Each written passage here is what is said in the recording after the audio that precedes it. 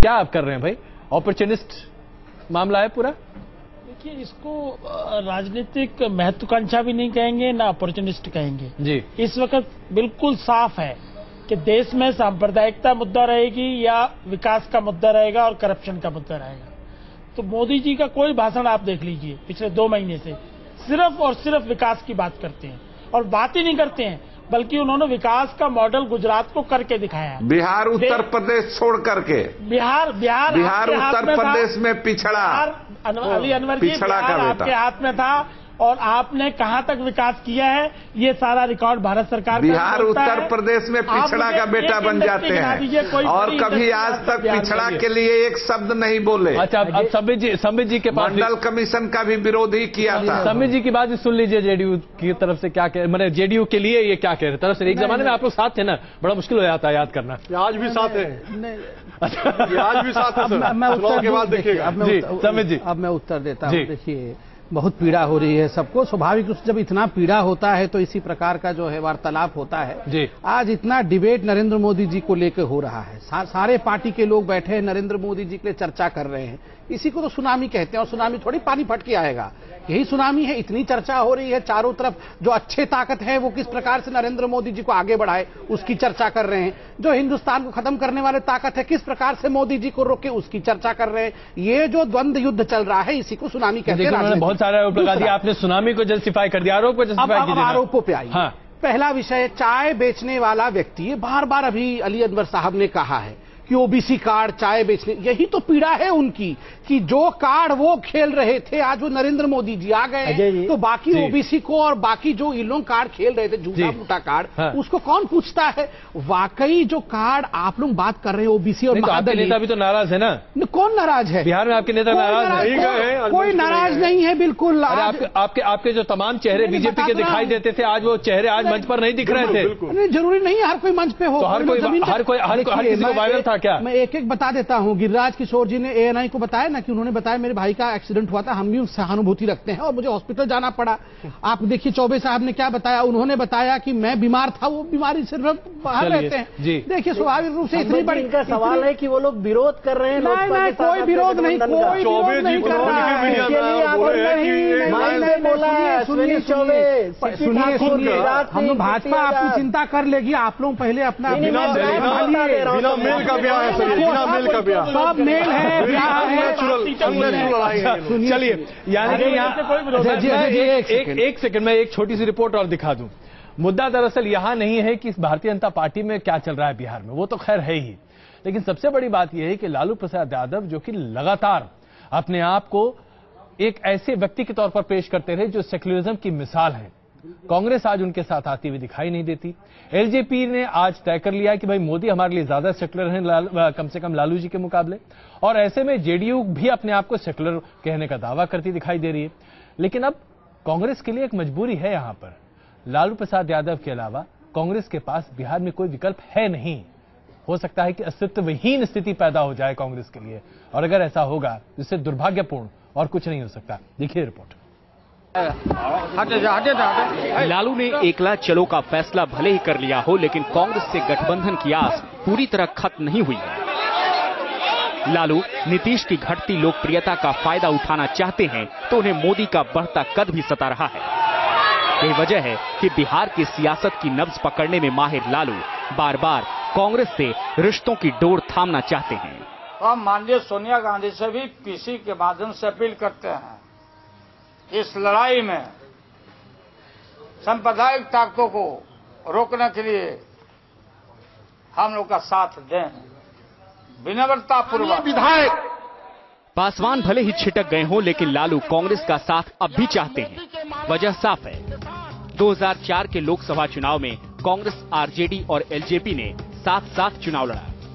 तीनों पार्टियों के गठबंधन को 40 में से 29 सीटें हासिल हुई और एनडीए गठबंधन पस्त हुआ। जब 2009 में कांग्रेस गठबंधन से अलग हुई तो आरजेडी 25 सीटों में से महज 4 सीट जीत पाई और एलजेपी का खाता भी नहीं खुल पाया, तो कांग्रेस को 2 सीटों पर ही संतोष करना पड़ा। जाहिर है लालू को 2009 का आघात और 2004 की कामयाबी अच्छी तरह याद है, लिहाजा वो फिर से वही पुराने सियासी समीकरण बिठाना चाहते हैं। हमें लड़ाई यहाँ झारखंड में लड़ने दें, ये सारा जिम्मेवारी हमको ट्रस्ट है, तो हम पर विश्वास है, तो आप दीजिए, हम जीत के हम भी सांप्रदायिक ताकतों को पराजित करके और हम जाएंगे। लालू कांग्रेस से रिश्ते गांठना तो चाहते हैं, लेकिन कांग्रेस है कि इशारा तक देने को तैयार नहीं। साफ है कि लालू कभी सख्त होते हैं तो कभी नरम। कांग्रेस पार्टी सोनिया गांधी जी के प्रति कोई अनादर का भाव हमको नहीं है। आप आज ही नहीं है, कल भी नहीं था, आगे भी नहीं रहेगा। लालू ने कांग्रेस से गठबंधन के दरवाजे पूरी तरह बंद नहीं किए हैं। कुल मिलाकर आरजेडी सुप्रीमो गठबंधन को लेकर असमंजस में दिख रहे हैं। तभी तो कभी कांग्रेस को खरी खरी सुनाते हैं तो कभी साथ आने के फायदे भी गिनाते हैं। Team news nation. तो लालू प्रसाद यादव अभी भी उम्मीद का दामन थामे में हुए हैं, लेकिन मान रहे हैं कि लगता है कि कांग्रेस की तरफ से बहुत सकारात्मक रुख होता हुआ दिखाई नहीं देगा। इस बीच भारतीय जनता पार्टी के एक वरिष्ठ नेता का बयान सामने आया। उन्होंने कहा कि अगर पूरी दुनिया भी एक साथ हो जाए, पूरी कायनात भी एक साथ हो जाए, तब भी एलजेपी और बीजेपी के इस गठजोड़ को बिहार में कम से कम कोई नहीं हरा सकता। देखिए क्या कहा बीजेपी के वरिष्ठ नेता ने। कांग्रेस, जेडीयू, आरजेडी तीनों इकट्ठा आने पर भी हमें चुनौती नहीं है। 30 सीटें से कम हमारी नहीं आएगी, बढ़ेगी, और इनको तीनों को मिलकर 10 सीटें होती तो बहुत नसीब है। तो चलिए, तीनों को मिलकर क्या स्थिति बनती है दिख रही। विवेक जी, अब लालू जी क्या करेंगे भाई? देखिए, लालू जी तो बहुत प्रयास किए, आखिरी वक्त तक प्रयास कर रहे हैं। हाँ। कि हम लोग गठबंधन बनाए, एक फॉर्मेडेबल अलायंस बनाए। हाँ। और ये जो सेक्युलर वोटों का बंटवारा होता है, ये बंटवारा होने से रुके जी। और राष्ट्र के परिप्रेक्ष्य में, केंद्र सरकार के परिप्रेक्ष्य में हम सब लोग एक आए। अच्छा, मैं लेकिन एक अब है कि हाइपोथेटिकल सवाल, अजय जी, समस्या ये है कि सीपी जोशी अभी जो प्रभारी हैं, उनको पता नहीं वहाँ के लोग, बिहार के जो इकाई है वो क्या समझा रही है। विवेक जी, चंदन जी और अली अनवर जी, ये सवाल मैं आप लोग तीनों के लिए रखना चाहता हूं। भाई, आप लोगों ने मान लिया है कि बीजेपी सांप्रदायिक है, और आपने ये भी मान लिया है कि वाजपेयी जी की एलजेपी जो है वो भी सांप्रदायिक हो गई है, क्योंकि अब तो बीजेपी के साथ गठजोड़ हो गया। ऐसे में आप तीनों हाथ क्यों नहीं मिला लेते? देखिए, गठबंधन एक वैचारिक मेल है, बहुत सारे फैक्टर्स होते हैं जिसके तहत गठबंधन। बड़ा मुद्दा क्या है? सांप्रदायिकता बड़ा मुद्दा है या बाकी कोई और मुद्दा है? नहीं सर, नीतीश कहाँ धर्मनिरपेक्ष है सर? वो कहाँ सेकुलर हो गए? अली अनवर जी, 17 साल ये लोग रहे हैं साथ में, और आज भी इनको एक आदमी को हटा दिए तो आज भी साथ हैं। तो अली अनवर जी, देखिए, सुनहरा मौका है आज, कम से कम न्यूज नेशन के जरिए आप तीनों एक साथ हो जाइए।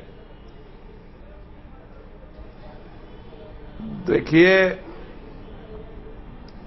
हम लोगों ने एक प्रिंसिपल स्टैंड लिया है जी, और कोई चुनाव आने के नजदीक नहीं जी। हम लोगों ने, आपने देखा, नरेंद्र मोदी जी को एंट्री नहीं दिया बिहार में। आपने देखा कि जब उन्होंने हमारी गैरत को ललकारा तो हमने उनका पैसा उनके मुंह पर फेंका, और उन्होंने भजा भी लिया उसको, उस चेक को भजा भी लिया धीरे से। नहीं, देखिए, मैं दूसरी चीज कह रहा हूं। देखिए ना, तो लालू जी भी कह रहे हैं कि सांप्रदायिकता सबसे बड़ा मुद्दा है, और वो दिन हम लोग पहले से कह रहे थे कि भाई ये आदमी इतना बड़े पोस्ट पर नहीं जाना चाहिए, तो रोकने के लिए देश को एक साथ नहीं लेकर के चल सके। अच्छा, ऐसे में अली अनवर जी, कार्यशैली, उनकी छवि, अच्छा अली अनवर जी, कारनामे, अली अनवर जी, आप को विभाजित करने वाले। अली अनवर जी, आप लोग तो पहले, आप लोग इतने सुलझे विचारों के लोग हैं। ऐसे में नीतीश जी और लालू जी एक जमाने में एक साथ राजनीति क्या करते थे, आज साथ आ जाइए ना। अगर मोदी जी ही सबसे बड़े चुनौती हैं आप लोग के लिए, तो क्या दिक्कत है? कांग्रेस के पास फिर कोई विकल्प ही नहीं बचेगा। देखिए, वो तो आ जाएगी आपके पास।